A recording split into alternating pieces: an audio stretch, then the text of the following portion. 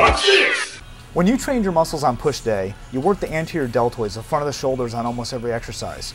You did the push-ups, the pec fly, the chest press, the lateral raise, and the overhead press, and all those exercises, whether directly or indirectly, work the anterior deltoid muscles.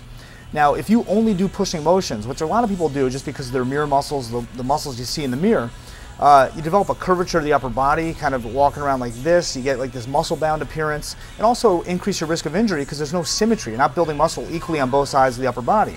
So on pull day, what we're trying to do is counterbalance that. We're trying to work the rear deltoids, the posterior deltoids, we did the pull down, we did the pull over machine, we did the horizontal rowing exercise, but now we're going to do an exercise that basically isolates that muscle group. Now when you're doing this on a machine, you might be able to provide resistance throughout a bigger range of motion. There's resistance both in the fully stretched position and the fully contracted position. And there's a lot of different types of machines out there. Basically it's going to look a little bit like a pec fly but in reverse. So instead of having the pads on the front of the arms, you're going to have the pads in the back of the arms. I'm going to show you how to do a rear delt fly with a dumbbell because you're probably going to have a little bit more access to dumbbells than you will machines.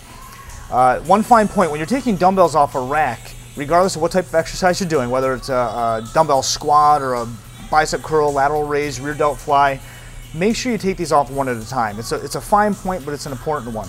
If you take both dumbbells off together, especially if you use heavier weights, basically your lower back's taking the brunt of that motion. It's just like lifting a box with improper biomechanics. You're going to put your back in a position that's going to get injured.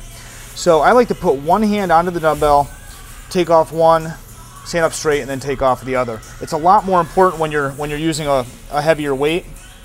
It makes a huge difference, and just like that, when you're setting it down, you're going to put one down and then place the other one down. So use the other hand to kind of support your weight before you take one off and put one back. But for this exercise, let's go with something light. This is a rear delt fly with dumbbells, and it's very similar to a lateral raise for the shoulders, out to the side and back down. However, we're going to change body position. I'm going to bend forward at the waist to put the emphasis on the back of the shoulders instead of the side of the shoulders. Now, as far as your waist angle, you want to have your knees slightly bent, and you're going to bend forward so your upper body is not quite 90 degrees, but a little past 45 degrees. You have to find something that's comfortable for you and your lower back. You don't feel too much stretch in the hamstrings, and this is the basic motion. The dumbbells are going to hang straight down against gravity. Arms going to be pretty much straight at the bottom. Head's going to be neutral, maybe looking down at the ground just a little bit in front of you. Breathing out on the way up. Pause. Slowly back down. Straight up. Now my knees are more than slightly bent. It's a pretty good bend just to protect the lower back. If this does bother you, you could actually sit on a bench and support your stomach on your thighs, which would take the pressure off your lower back. It's another option. Breathe out on the way up, slowly back down. Now you want to make sure that you're pretty much in a straight line. Your elbows are a little bit lower than the shoulders, but you don't want to be back in a swan dive position. That's changing the emphasis of the exercise.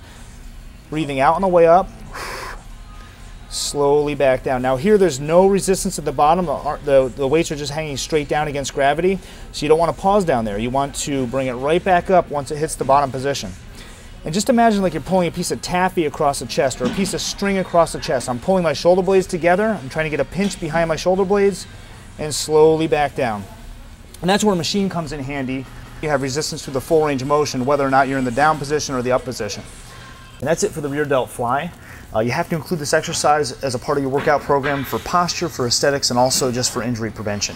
So we're going on to our last but not least exercise for pull day and for your entire workout program, the obliques, the sides of the waist. We want to see if we can spot produce a little bit of muscle tone underneath those love handles.